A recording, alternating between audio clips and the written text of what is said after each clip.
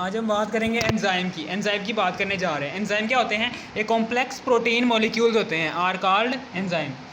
ऐसे molecules, protein के ऐसे मॉलिक्यूल जो कॉम्प्लेक्स हों, कॉम्प्लेक्स प्रोटीन के मॉलिक्यूल्स होते हैं ये कॉम्प्लेक्स, ठीक है ना। कॉम्प्लेक्स प्रोटीन मॉलिक्यूल्स, आपको पता है कि प्रोटीन कॉम्प्लेक्स प्रोटीन मॉलिक्यूल होते हैं ये, ठीक है ना। कॉम्प्लेक्स का मतलब क्या है कि इसमें प्रोटीन के मॉलिक्यूल्स बेतरतीबी के साथ लगे होते हैं, ठीक है ना। प्रोटीन के अंदर आपको पता है अमीनो एसिड्स होते हैं, अमीनो एसिड्स से मिलकर प्रोटीन बने होते हैं, ठीक है ना। और प्रोटीन के मॉलिक्यूल्स जो उनसे हैं वो एंजाइम में प्रोटीन के मॉलिक्यूल्स कॉम्प्लेक्सिटी की शक्ल में मौजूद होते हैं और दे आर बायोलॉजिकल कैटलिस्ट। ये जो उनसे है एंजाइम, जो उनसे होता है ये बायोलॉजिकल कैटलिस्ट होता है, ठीक है ना। ये क्या होते हैं? एंजाइम क्या होते हैं? ये बायोलॉजिकल कैटलिस्ट होते हैं। एंजाइम क्या होता है? ये जानवरों के अंदर, ठीक है ना, जानवरों के जिस्मों के अंदर जो उनसे रिएक्शंस हो रहे होते हैं, उन रिएक्शंस को फास्ट करवाने के लिए, ठीक है ना, जो उनसे कैटलिस्ट यूज़ हो रहे होते हैं, उन कैटलिस्ट को नाम देते हैं एंजाइम्स का। ये एंजाइम्स क्या होते हैं? ये जानवरों के जिस्मों के अंदर जो उनसे रिएक्शंस हो रहे होते हैं, उन रिएक्शंस को फास्ट करने का काम करते हैं। जानवरों के जिस्मों के अंदर जो उनसे रिएक्शन, जानवरों के जिस्मों के अंदर दे आर बायोलॉजिकल कैटलिस्ट, ठीक है ना। ये जानवरों के जिस्मों के अंदर जो उनसे रिएक्शंस हो रहे होते हैं, उन रिएक्शंस को फास्ट करवाने का काम कौन करते हैं? ये कैटलिस्ट करते हैं, ठीक है ना। समझ आ गई? इसलिए हम इसको बायोलॉजिकल कैटलिस्ट कहते हैं। जानवरों के जिस्मों के अंदर होने वाले, पाए जाने वाले कैटलिस्ट को हम नाम देते हैं एंजाइम का। They are biological catalyst. तीसरा पॉइंट है इसका, they increase rate of reaction by decreasing activation energy. वही है कि किसी भी रिएक्शन की स्पीड को तेज़ करवाने के लिए क्या करते हैं ये एंजाइम? उन रिएक्टेंट को फ्राहम की जाने वाली एक्टिवेशन एनर्जी की मिकदार को कम कर देते हैं, जिसके नतीजे में जो उनका रिएक्शन होता है वो फास्ट हो जाता है, ठीक है ना। और यही वाली बात लिखी हुई है, the increase rate of reaction by decreasing activation energy.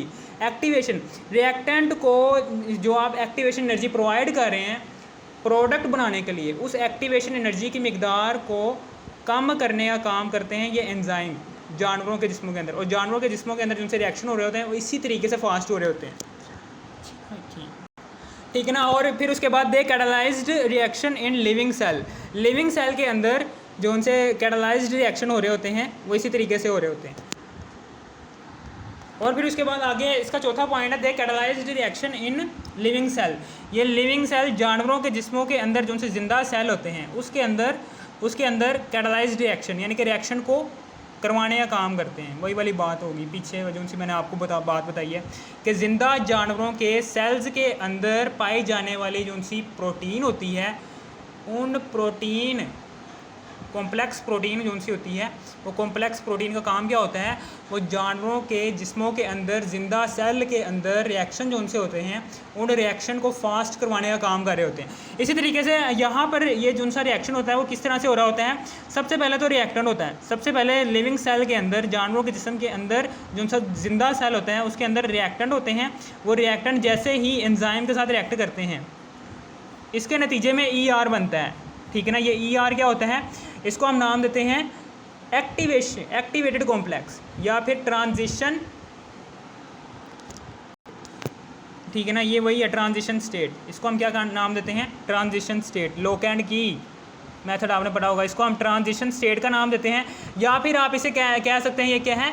Activated complex. इसको आप क्या नाम देते हैं? एक्टिवेटेड कॉम्प्लेक्स का नाम देते हैं। इसको हम ट्रांजिशन स्टेट का नाम देते हैं, या फिर आप इसको एक्टिवेटेड कॉम्प्लेक्स भी कह सकते हैं।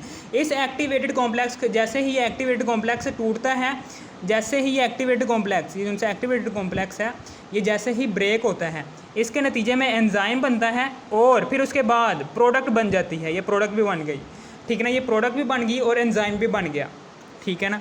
ये जो उनसा एंजाइम होगा, अब यहाँ पर ये जो सा R है, ये R किसे कहते हैं? हम रिएक्टेंट को कहते हैं। R हम किसे कहते हैं? ये क्या है? ये रिएक्टेंट है। E क्या है? ये एंजाइम है,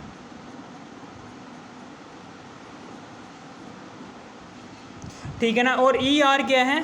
ये क्या है? ER ये ER हम इसको कहते हैं कॉम्प्लेक्स, इसको हम क्या कहते हैं, एक्टिवेटेड कॉम्प्लेक्स।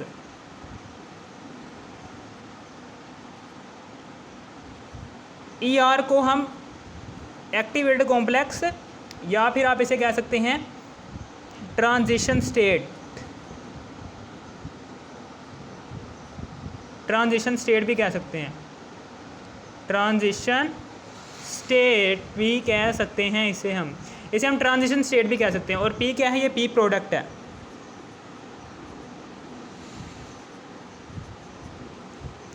ठीक है ना। यहाँ पर ये ER क्या है, ये की का काम करे। लॉक एंड की मेथड आपने पढ़ा होगा बायोलॉजी में।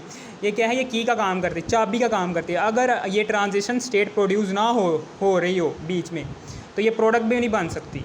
ये क्या है, ये की है, चाबी है। ये चाबी लगेगी तभी प्रोडक्ट बनेगी, अदरवाइज़ प्रोडक्ट नहीं बन सकती। और ये भी मेरी बात याद रखना, आप एंजाइम जो सा होगा ये रिएक्शन के दौरान कंज्यूम भी नहीं होता। रिएक्शन के स्टार्ट में आपने एंजाइम डाला, लिविंग सेल के अंदर, जानवरों के जिस्मों के अंदर जो ज़िंदा सेल होते हैं उसके अंदर जो सा एंजाइम रिएक्टेंट के साथ रिएक्शन करके रिएक्शन को फास्ट कर रहा होगा ना, वही वाला एंजाइम रिएक्शन के एंड पर प्रोडक्ट में हमें प्रोडक्ट की शक्ल में आपको मिल जाएगा। यानी कि एंजाइम क्या होता है, ये रिएक्शन के दौरान कंज्यूम भी नहीं होता, हमें आखिर में एंजाइम हासिल भी हो जाता है। ये देखिए एंजाइम आखिर में हासिल भी हो गया। इसी तरीके से आगे है जी, इसकी एप्लीकेशंस के बारे में बात कर रहे हैं कि एप्लीकेशंस क्या होती है, they are use to remove stains from fabrics. ठीक है ना। ये क्या होते हैं, ये कपड़ों से जो उनसे दाग धब्बे होते हैं उसको रिमूव करने के लिए भी हम इस्तेमाल कर रहे होते हैं। इसकी एप्लीकेशंस क्या हैं, सबसे पहली वाली इसकी एप्लीकेशन है जी फैब्रिक से, यानी कि कपड़ों से जो उनसे ये दाग धब्बे, स्टेन्स का मतलब है दाग धब्बे, कपड़ों से दाग धब्बों को हटाने के लिए भी आप ये जो उनसे एंजाइम है इसका इस्तेमाल कर सकते हैं। इसका दूसरा वाला पॉइंट ये है कि एंजाइम जो उनसे होते हैं पेप्सन, ट्रेप्सन, लाइपेज जो उनसे होते हैं, इन्हें हम वही फूड स्टेन्स यानी कि कपड़ों से खुराक के जो उनसे दाग धब्बे हैं उनको मिटाने के लिए, यानी कि जो सा आप खाना वगैरह खाते हो वो कपड़ों पर लग जाता है, उन दागों को हटाने के लिए ये जो उनसे एंजाइम्स हैं, इन एंजाइम्स का यूज़ करते हैं हम, पेप्सन, ट्रेप्सन, लाइपेज। ठीक है ना। और इसका तीसरा वाला पॉइंट है कि जो सा ट्रेप्सन होता है, ये वाला ट्रेप्सन, ये trypsin is use to remove hairs from animal hides, यानी कि जानवरों की खालों से बालों को हटाने के लिए आप ट्रेप्सन एंजाइम का भी यूज़ कर सकते हैं। इसका तीसरा वाला यूज़ है। चौथा वाला यूज़ क्या है, enzyme consist of protein. Enzyme जो से होते हैं इसके अंदर protein and non protein parts भी होते हैं। एंजाइम के अंदर अगर प्रोटीन और नॉन प्रोटीन दोनों के दोनों पार्ट्स मौजूद हों तो ऐसे एंजाइम को नाम देंगे होलो प्रोटीन। और अगर एक ऐसा एंजाइम है, ठीक है ना, अगर जानवरों के जिस्मों के अंदर मौजूद जो उनसे ज़िंदा सेल हैं, उन ज़िंदा सेल के अंदर जो उनसा एंजाइम है, जानवरों के जिस्मों के अंदर जो उनसा ज़िंदा सेल है, जानवरों के जिस्मों के अंदर जो उनसा ज़िंदा सेल है, उस ज़िंदा सेल के अंदर जो उनसा एंजाइम है वो रिएक्शन को तेज़ करवा रहा है, वो जो उनसा एंजाइम है, अगर उस एंजाइम के अंदर दो पार्ट्स होते हैं, मेन एंजाइम के अंदर दो पार्ट्स होते हैं, एक होते हैं प्रोटीन और एक होते हैं नॉन प्रोटीन। एंजाइम के अंदर प्रोटीन और नॉन प्रोटीन पार्ट्स, जब दोनों के दोनों पार्ट्स मौजूद हो ना एंजाइम के अंदर, जब एंजाइम के अंदर प्रोटीन और नॉन प्रोटीन पार्ट्स दोनों के दोनों मौजूद हों तो ऐसे एंजाइम को नाम देंगे होलो प्रोटीन।